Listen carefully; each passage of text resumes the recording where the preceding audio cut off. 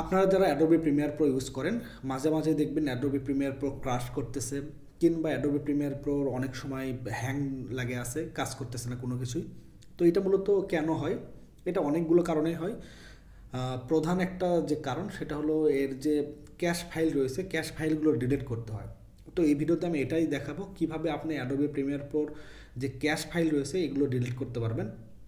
তো চলুন ভিডিও শুরু করা যাক। ভিডিও শুরু করার আগে যারা চ্যানেলে নতুন তারা অবশ্যই চ্যানেলটাকে সাবস্ক্রাইব করে দেবেন, আর যারা অলরেডি সাবস্ক্রাইব করেছেন তাদেরকে অসংখ্য ধন্যবাদ। তো চলুন আমরা স্ক্রিনে গিয়ে দেখাই কীভাবে অ্যাডোবি প্রিমিয়ার প্রো আপনি ক্যাশ ক্লিন করবেন।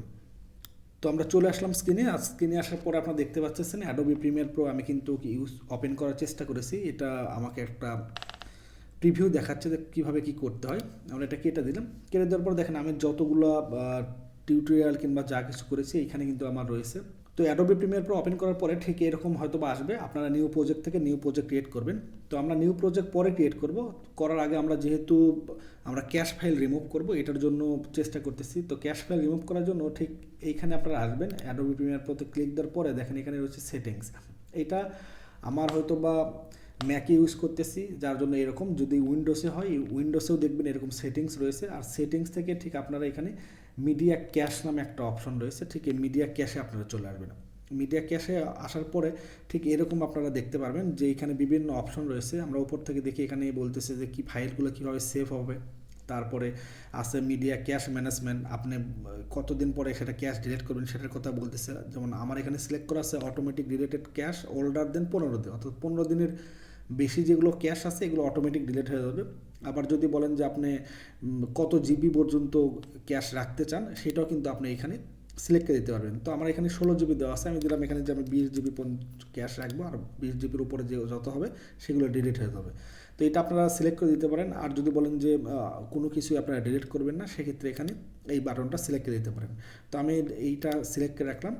সিলেক্ট করে রাখার পরে এখানে যদি ওকে দেন তাহলে তো ওকে হয়ে গেলো এই অপশনগুলো। কিন্তু আমরা তো রিমুভ করব, যে রিমুভ ক্যাশ ফাইল।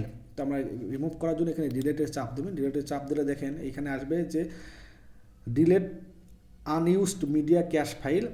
এটা যদি করে ক্লিক দেন তাহলে সব কিছু ডিলেট হয়ে যাবে। আর বলতেছি যে delete all media cash file require restart, অর্থাৎ আপনি যদি অল মিডিয়া ফাইল ডিলিট করেন, ডিলিট করার পরে যদি এটা সিলেক্ট করে দেন এবং এটা সব কিছু ডিলিট হবে, যার জন্য সেটা বলতেছে রিস্টার্ট দিতে হবে। রিস্টার্ট দিলে এগুলো সব কিছু ডিলিট হবে। তো এই দুইটা অপশনের যে কোনো একটা অপশন, যেটা যদি আপনারা বলেন যে আপনারা রিস্টার্ট দেবেন না সেক্ষেত্রে এই অপশনটা সিলেক্ট করে ওকে করে দেবেন। আর যদি বলেন রিস্টার্ট দেবেন তাহলে এই অপশনটা সিলেক্ট করে ওকে করে দেওয়ার পরেই দেখেন এগুলো সব কিছু কিন্তু আমার অটোমেটিক চলে গেল। অর্থাৎ এখন আবার আমার অ্যাডোবি প্রিমিয়ার প্রো রিস্টার্ট নেবে। দেখেন আমি আবার অ্যাডোবি প্রিমিয়ার প্রো ওপেন করার চেষ্টা করি। এখান থেকে ওপেন দিলাম, অ্যাডোবি প্রিমিয়ার প্রো এখন ওপেন হচ্ছে। আর ওপেন করার পরে দেখেন আমার কোনো ক্যাশ থাকে কি থাকে না এটাও আপনাদের দেখাচ্ছে। দেখেন কোনো আর ক্যাশ নেই, অর্থাৎ এখন আমার ফাইল একদম নিউ ফাইলের মতো করে ওপেন হচ্ছে। তো ঠিক এইভাবে আপনারা অ্যাডোবি প্রিমিয়ার প্রোর ক্যাশ ফাইলটা রিমুভ করতে চান। আর এই ধরনের যদি আরও ভিডিও চান অবশ্যই কমেন্টসে জানাবেন, আমি চেষ্টা করব এরকম আরও অনেক ভিডিও দিয়ে আপনাদের সাথে শেয়ার করার জন্য। সবাই ভালো থাকবেন, আল্লাহ হাফেজ।